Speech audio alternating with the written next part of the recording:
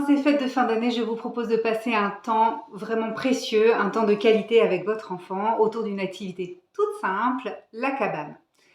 Je pense particulièrement au moment de Noël où nous croulons sous les emballages, les cartons, les objets en tout genre qui passeront de toute façon à la poubelle. Profitons-en et créons ensemble une cabane.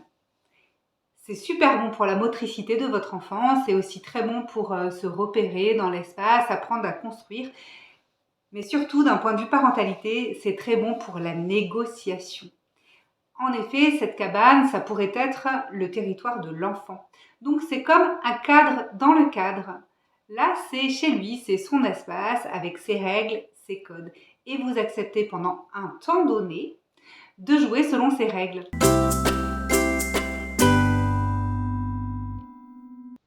Pour commencer, vous pouvez préparer ensemble tous les objets de la maison qui pourront être utilisés pour cette cabane. Vous pouvez cadrer là aussi en nommant que certains objets, on ne peut pas les utiliser pour jouer et d'autres, au contraire, sont tout à fait adaptés. Vous pouvez nommer, ben voilà, c'est toi qui vas maintenant être le directeur du chantier et tu vas m'expliquer comment on va faire les choses. Et vous essayez de le suivre ou de la suivre. Attendez un peu avant de donner vos idées en tant qu'adulte, puisque nous, les adultes, nous avons une vision un petit peu plus globale en général. Donc, laissez faire vos enfants, laissez-les comprendre corporellement comment une cabane peut tenir debout, comment les objets tiennent entre eux.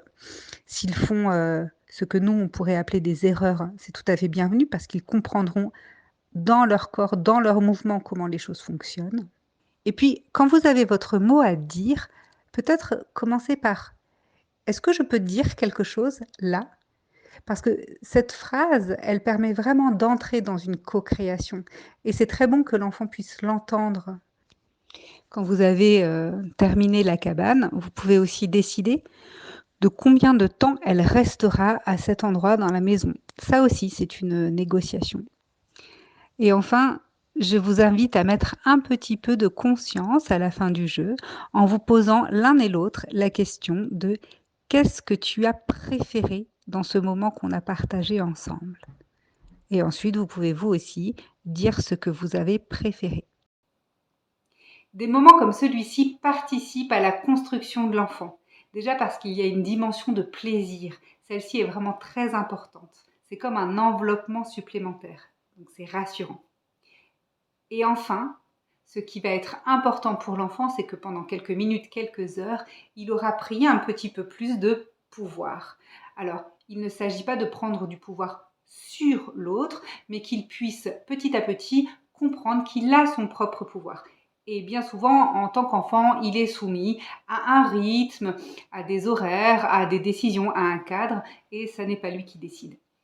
Là, pendant ce temps-là, c'est lui qui aura décidé. Ça va lui faire une respiration, ça va lui faire du bien.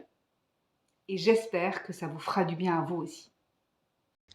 Sur l'application Be Yourself, vous pouvez vivre des séances parents-enfants en sophrologie et profiter de la promotion de moins 25% avec le code Chloé E. N'hésitez pas à partager à qui aurait envie d'entendre ce genre de message.